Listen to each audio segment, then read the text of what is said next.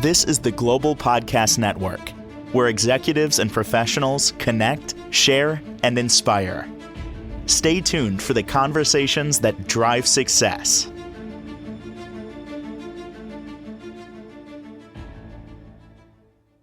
And welcome back, everybody. He is the man behind decades of experience in training dogs, changing their behavior, making the human understand that it's not about the dog, it's about us and things that we need to do to better support our animals. And they do so much there at Misty Pines Pet Company and Dog Park in Pennsylvania. He's back with us. We're going to get some insight on our dogs again from Jeff Woods. Welcome back, Jeff. How are you doing today? Very good, Steve. Very good. How about yourself? Fantastic. And loving you being back with us today. I'm thinking that we start with some insight for first-time dog owners. You know, the expectations that somebody can have, make sure that they're realistic. I understand that every dog is different. But what are some reasonable, basic training timelines that one might expect as a first-time dog owner? Well, it depends on the age of the dog. So when you get a puppy, it's like having a young kid. There's preschool, kindergarten, first grade. So it depends on the level, but they all need reinforced with positive things.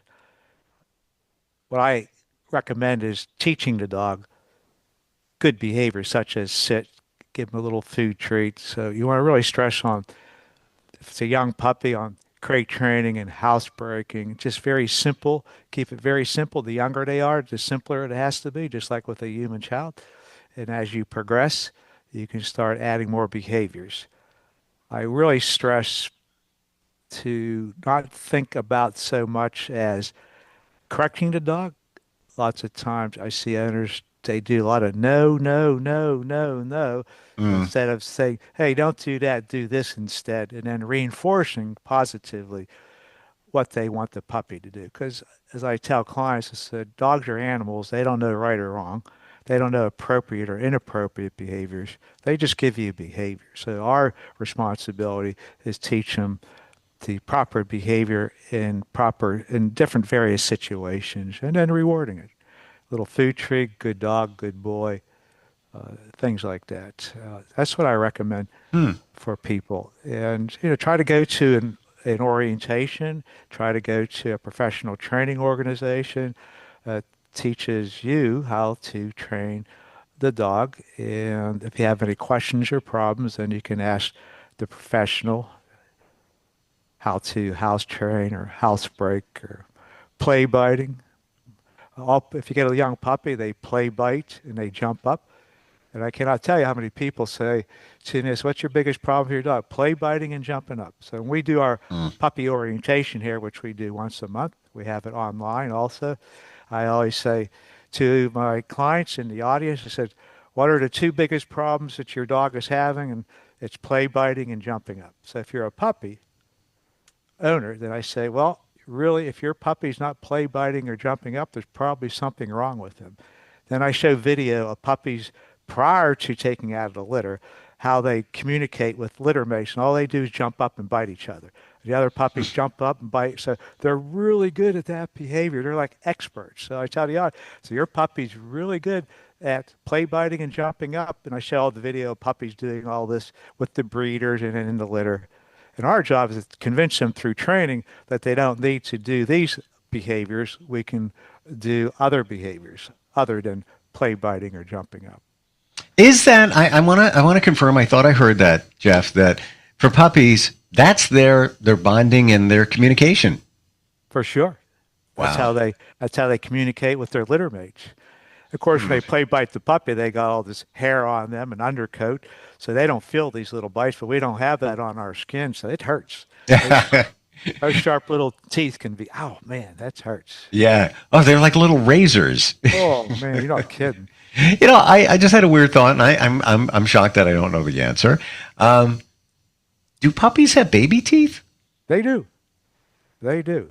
Huh. And when they're teething, they really start chewing on things. And I know in our facility we collect the baby teeth. So we have a jar of baby teeth when puppies come in and play, which they come in here for training during the day, and then we find their teeth in the area where they play, and we just collect them. So we collect the teeth.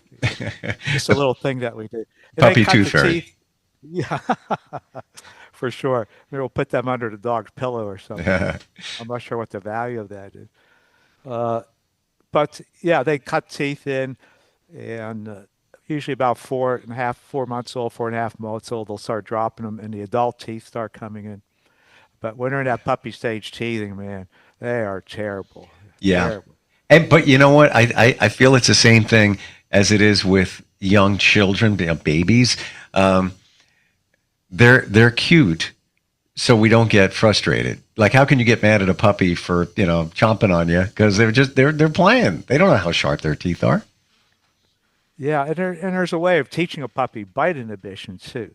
So if a puppy's chomping on you too hard, which they probably will because they're used to chomping on other puppies for play, you have to demonstrate to them that it's too hard. So if you just simply say, "Ow, man, that really hurts," and you have to demonstrate to the puppy that they have to control the force of their bite.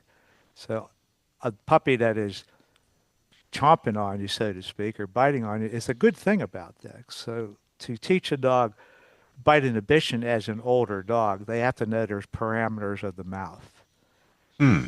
There's exercises that they promote. So if they're biting on you too hard, maybe when they're tiny, tiny, tiny, you can just redirect them into another appropriate item to chew on. You can say, "Ow, that really hurts," and just kind of really fake it out a little bit. It does hurt, but really let them know that it hurts. And your puppy should give you the body language like, "Ooh, I'm sorry," then give them something to chomp on that's appropriate.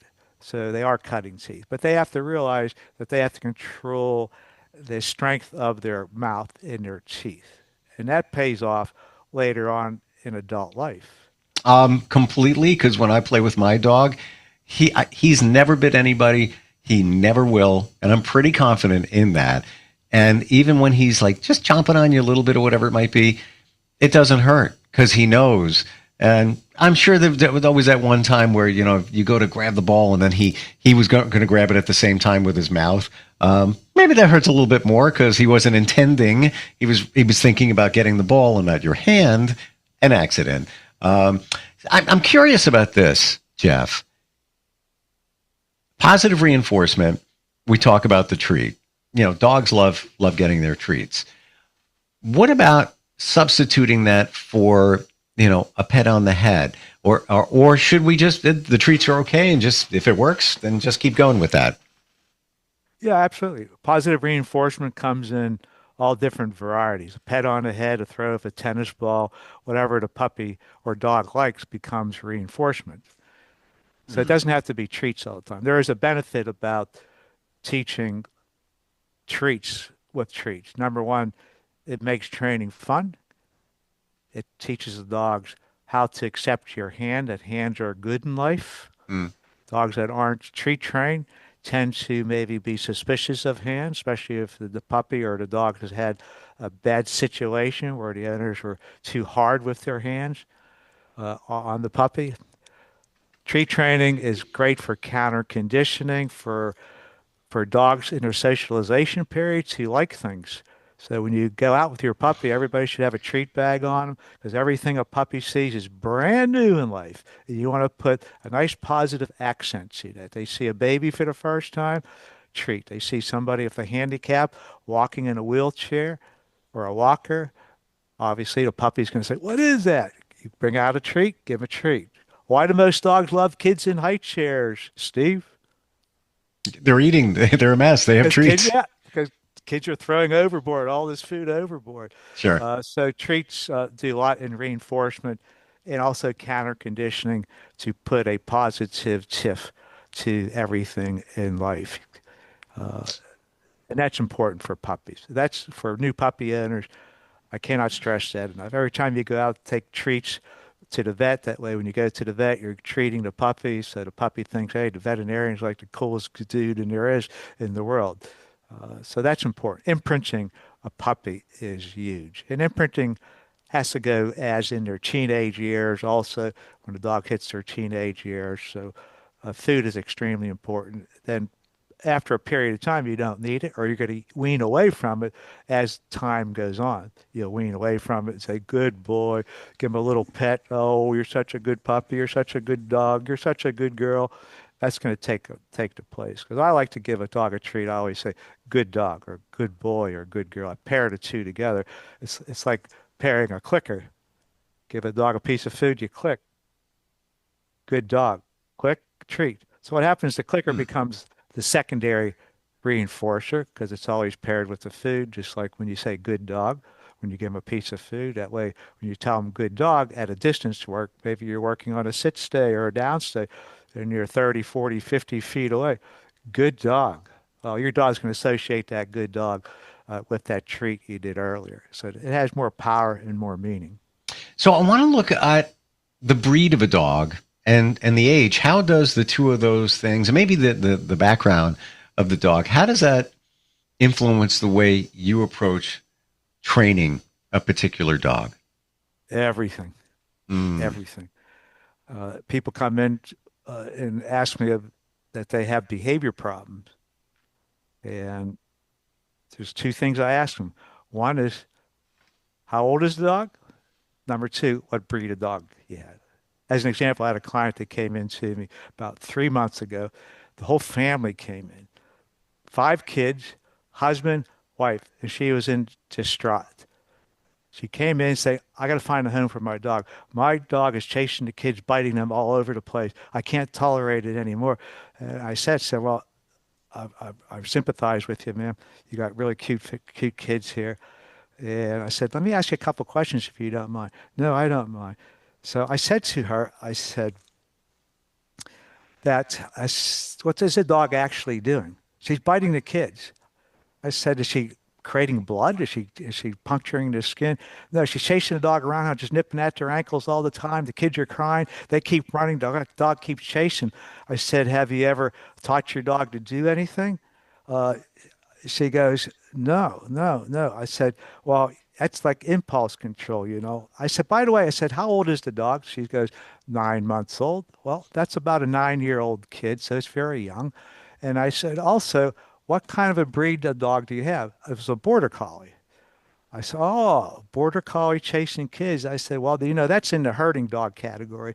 Mm. And being the fact that the dog's not biting the kids, actually biting, the dog's just nipping at their ankles. And that's what border collies and other herding breeds tend to do. They like to chase, they like to nip, they like to stare. I said, you know what will be helpful for that? She goes, what's that? I said, if you just teach the dog how to sit and stay and have a little bit of impulse control, the dog Mm. will learn not to chase the kids. Because there's a rule of thumb. If you don't like what the dog is doing, because quite often that's all instinctive what the dog does. So if you don't like what the dog is doing, then teach him a behavior that is compatible with the situation. So I said, let's teach the dog maybe a sit stay. And if you can teach a sit stay, we can teach a dog to sit and stay and hold it, and kids can play, and the dog won't move, or tell them to go lay down and stay. She goes, oh, how do we do that? Well, she came in the following week with the family, and we started teaching her the mechanical skill, how to teach a sit stay. And she took a couple lessons. We had the kids running around, kicking ball. We had that dog on a sit stay. That dog, Steve, would not move. It learned. And we used clicker and reinforcement for this, building up duration and distance and distractions, because there is a mathematical equation to dog training. So once people understand that mathematical equation, then the behavior becomes really good. So she came in, she was very happy, the kids were happy, and it turned into a good ending for that dog. Wow.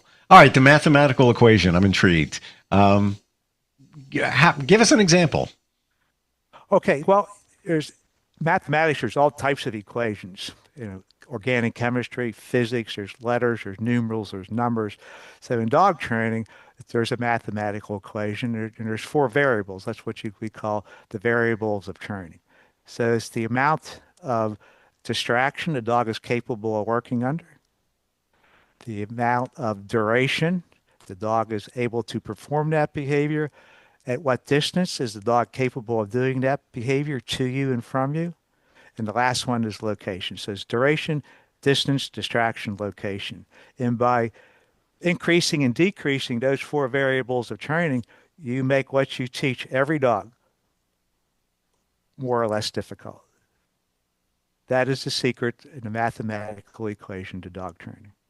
Wow. Hmm. So what we did when we taught this dog to sit stay, we taught the dog to sit stay, and we used a hula hoop to teach a sit stay because dogs are boundary-oriented creatures. So we used something with an edge. Wow. That's important for a dog because it makes a dog feel secure and safe. And you build up a little bit of duration, maybe 2 seconds, and you click and you treat. Then you tell the dog to stay again. Then you maybe double 4 seconds, maybe take a step to the right, click, come in, treat. You start building duration and distance. And every time you add new information, you have to strengthen up that information with some type of reinforcement. And reinforcement for a sit stay, the best reinforcement is a little treat. So some behaviors work better with treats, some behaviors work better just verbal praise, but stay works really well with treats. And staying calm, and you build up duration and distance, and there's a release command. So you come back to the dog, stand beside it.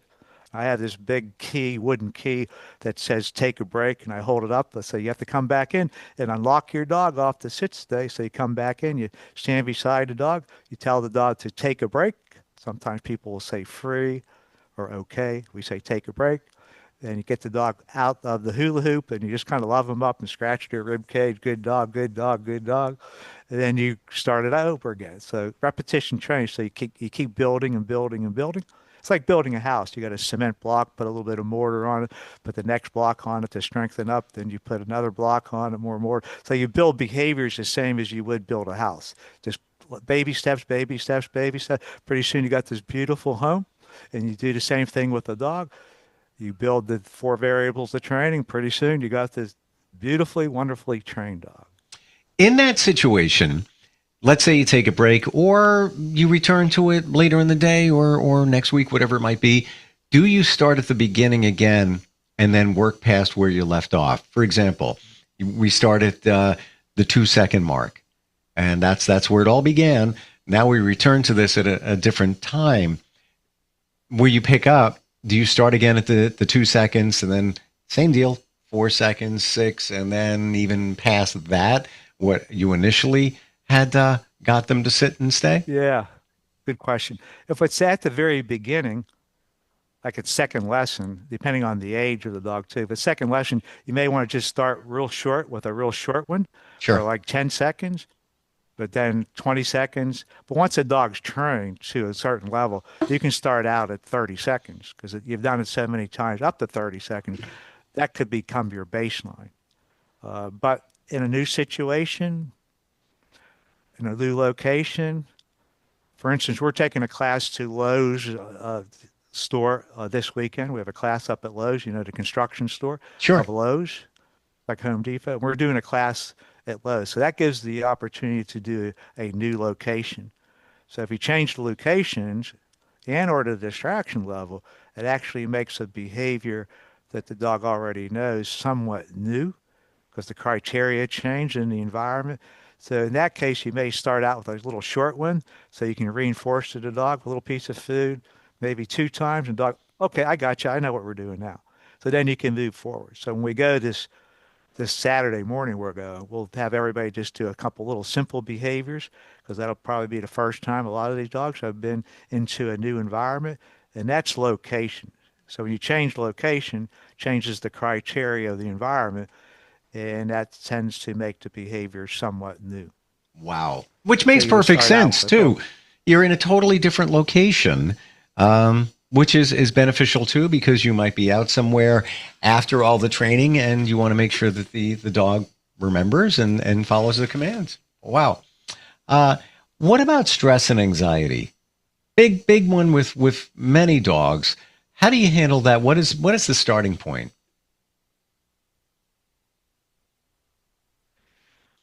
Good question. Good question. Well, it depends on the situation. Anxiety in what situation? Just in general, or Um, or departure anxiety, or separation anxiety, or why don't we anxiety at the vets, or Let's look at let's start with separation anxiety. You know that they're maybe they're doing things within your home when you leave them for a period of time, or they get anxious as you're just about to leave. Many times they kind of sense that you're on your way out. How would you deal with that? Well, they know you're leaving because we go into a pattern. We put our shoes on, we get the keys. So once we get into a pattern, they become the cues for the dog to start ramping up. There's departure anxiety, there's separation anxiety. It comes in various different levels. COVID presented that problem because everybody stayed home with their dog. Mm, And nowadays people work at home, so they're with their dogs, 24/7. So it's really important to teach our dogs social isolation a little bit at a young age. Even when you're home, at least go from room to room, outside to get the mail and come in. That's important. So COVID really set dogs up to fail in more separation anxiety and departure anxiety. The way to teach a dog to get over that is to give them something that reeks positivity while you're away from the dog, which is maybe a good bone to chew on or a stuffed Kong with peanut butter or something that the dog absolutely loves that has a very high value to it. You would put it down, walk room to room, see if the dog can stay there and eat it in their crate, or put the dog on a tether. That's a response prevention technique, using a tether sometimes. That is needed. And then the dog learns to be away from you with positive vibes internally. And that's anxiety can be an issue for a lot of dogs. We love our dogs. We want to be with them all the time, but that's not healthy for mm. the dog. So Is it a food, product like with the Kong and the peanut butter? I just saw that in the store the other day. I forgot about that. I think I'm going to get that for my dog because he loves peanut butter. Um, is that part of association where if you started giving that to your dog when you're going to leave them, is it the association? Oh, well, they're leaving me, but I know I'm going to get the Kong with the peanut butter, so now I'm happy. Is it really part of association? oh, absolutely. Okay. It's a connection, just like ourselves. We eat something very palatable. What's our first emotion that comes into our minds? It's just happiness. This tastes really good. My dogs, they love femur bones, so then you put value in what you make for your dog and what you stuff in the dog. I always quantify everything that I do for dogs. That way I know how much, period, that they are going to be happy. So many good things out in the market that you can make for your dog and produce for your dog to make that item like really high value. I give my dog a raw femur bone with marrow and meat on it. I could go to the moon and back. They wouldn't care. They just love this thing. So that's just happiness. Pretty soon your dog said, "Please get out of the house here. Yeah. I want my femur bone, or I want my stuffed Kong." I love it. I said it'll show happiness versus anxiety. That's the I goal. I love all your tips. You are just so grounded, and the experience shows through, Jeff. So many decades of working with dogs. What's the best way to find you? I know that you mentioned you can do some things virtually when it comes to training. Sure. Intriguing about the puppy training too, virtual. Fantastic. Best way to find you? How do we do that? Well, website is mistypinespetcompany.com. Phone number 412-364-4122. Shoot us an email, woods@mistypinespetcompany.com, are three of the most common ways. And we can set up lessons if the staff answers, and I have a great staff. If the staff answers, just ask them the question. They'll lead them in the right direction. They can make appointments, either being on the phone, an appointment here, getting on the computer, going virtually. They can help set all that up. Or just give My me a phone. Give me a phone call. That's the first thing. Let's just talk a little bit. Like you and I, let's just talk a little bit, see what's going on. The staff's going to be very helpful just for some of the beginnings, what you need. And that's where it Just give starts. us. You are warm and inviting. You just want to help people. This is in this automated digital world. Comes back to uh, communication between people and their pets. I got Yeah. one final question. Misty Pines Pet Company. Misty Pines. What's that mean? Well, how did that name come about? Well, it came about because the first original place I went to build this business, it had these big, huge white pines, beautiful white pines. So Mm. that's how it got Misty Pines. It got to Misty because it was in a valley. So in the valley, you're always setting low, so you always have this mist. So that's how it became Misty Pines. Wow. Then from there, when I moved to this location, I kept it. Due the fact is, it was already known. I was going to change it because when I went to the facility that we're at now, there's all these wild dogwood trees all over the hillside. So I was going to change it to Dogwood Pet Company. I decided not to and just stick with the Misty Pines. And I'm Mm. glad I did because all the trees grew in, and dogwoods need a lot of sunlight. So dogwoods, some of them died, so there's not as many dogwoods as we want. And I planted more pine trees, so we stuck with Misty Pines. Love it. I haven't seen a white pine in a long time, and it's funny that you went with your intuition to keep Misty Pines. You know, dogwoods. You work with dogs. Your last name is Woods. One would say that's the one I'm using, but there was a reason you kept Misty Pines. Love it. Jeff, thank you so much for today. All the insight, and looking forward next time we get together. My pleasure, Steve. You take care. This is the Global Podcast Network, where executives and professionals connect, share, and inspire. Stay tuned for the conversations that drive success.